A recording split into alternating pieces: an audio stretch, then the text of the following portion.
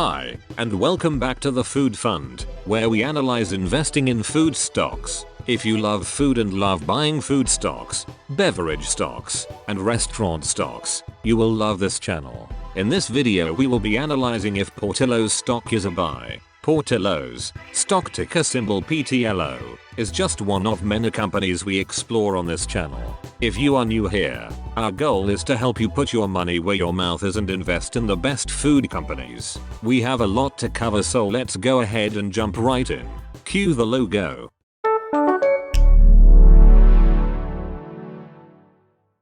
Let's start with some background info on Portillo's. Portillo's was founded in 1963 by restaurateur Dick Portillo as a hot dog stand in Illinois, offering Chicago-style favorites such as beef hot dogs, Italian beef dripping with gravy, tasty crinkle-cut fries, and legendary chocolate cake. The company quickly expanded across the United States. In 2014, Dick Portillo sold the company to a private equity firm who then brought the company public in 2021. Today Portillo's boasts over 70 restaurants across 10 states, employing over 7,000 passionate people. Now let's look at the price action. Starting with the 1-year chart, we see that Portillo's had a CAGR of about -36%. Zooming out to the 5-year chart, we see that Portillo's had a CAGR of -27% since IPO in 2021. Portillo's share price has been down a lot lately and may be skipping across the bottom. If we perform a backtest comparison of investing $10,000 in Portillo's versus the S&P 500, we find some poor results for Portillo's. In that comparison with the S&P 500,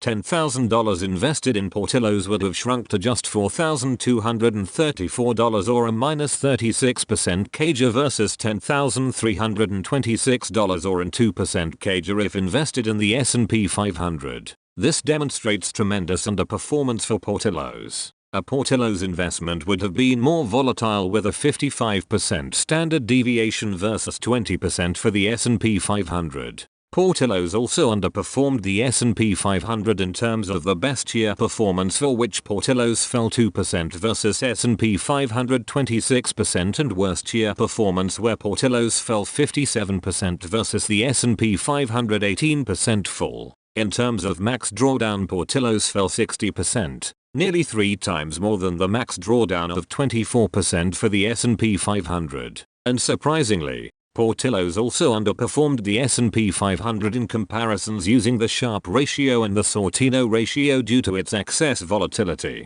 This has been a terrible ride for Portillo's shareholders. Now let's hop over to market share and take a look at Portillo's market share. In this newest version of market share, we have the dashboard, where we can quickly gather a lot of information at a glance. Expanding the dashboard, we can look under restaurants and see that Portillo's is categorized under casual restaurants. Expanding the casual restaurants tab, we can see that Portillo's has a small market share and does not appear to be growing. Let's look closer at the year-by-year changes in market share. So we come over here and type in the ticker symbol for Portillo's and see that the market share is just 0.06% out of the publicly traded food, beverage, and restaurant stocks currently in the market. Portillo's is not attracting a lot of food spend. The 5-year market share CAGR for Portillo's is -0%. This means that Portillo's market share is essentially unchanged but is technically slightly smaller today than in 2019. If we start in 2019, we see that the market share was 0.064%,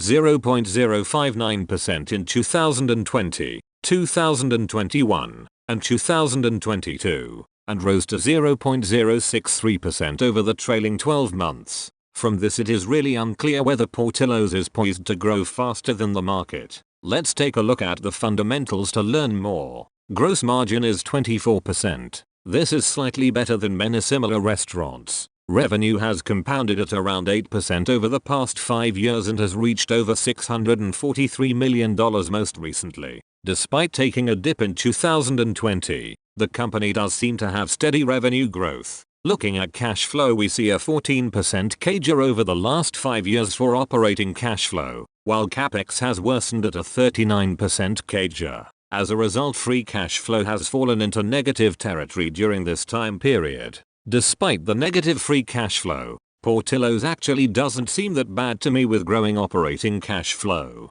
Portillo's is clearly investing aggressively to try to grow their footprint. Only time will tell if the capex spend was worth it. Weighted average shares outstanding have risen over the last 5 years, going from 51 million shares in 2019 to 56 million shares most recently. Portillo's has been diluting shareholders, though the dilution rate is relatively low. This is something to watch out for, as I expect dilution to continue as long as free cash flow remains negative. Now let's view return on invested capital. Return on invested capital has improved from 2.6% in 2021 to 3.6% in 2023. While this value is tremendously low, management does seem to be making headway in improving efficiencies. Can't argue with progress. Another favorite metric is cash conversion cycle, a measure of operational efficiency regarding supplier and payer leverage as well as inventory control. Going from -12 days in 2020 to -11 days most recently,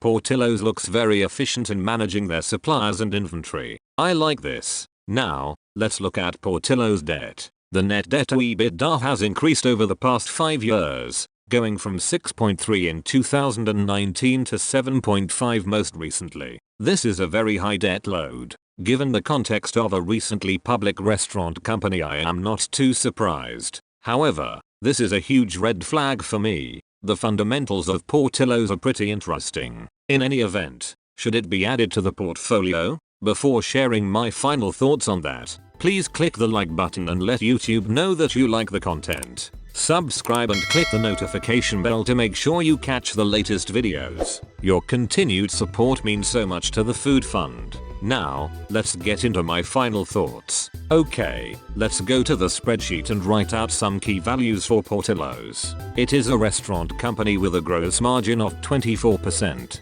The revenue per share CAGR since IPO is 8% and the free cash flow per share CAGR cannot be assessed since the company has flipped free cash flow negative. Both the gross margin and revenue growth are decent. Negative free cash flow is always bad, although the growing operating cash flow gives me a little bit of comfort. A return on invested capital of 4% is very low, but it is growing.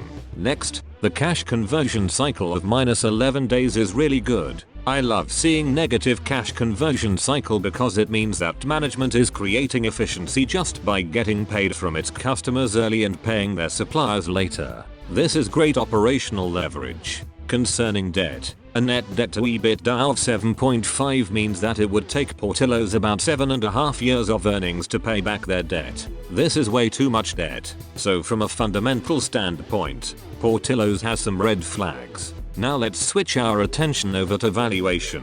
Portillo's is overvalued relative to the S&P 500 with a ratio of 2.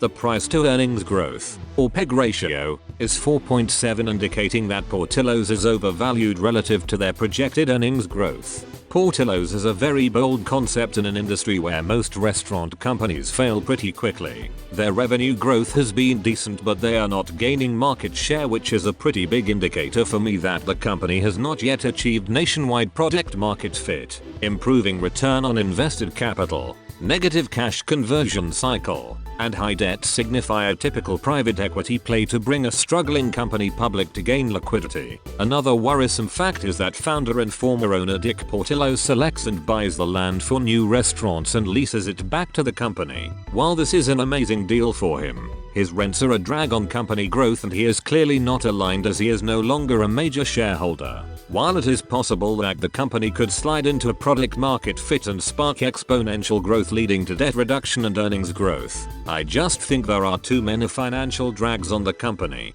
For me, Portillo's is not going on the watch list, but I am curious to see how this plays out. I look forward to reviewing this company in the future. Many thanks for watching. What do you think about Portillo's and their massive debt? Please share your thoughts below. It is always great to hear from you. Please check out some more videos right now and don't forget to put your money where your mouth is.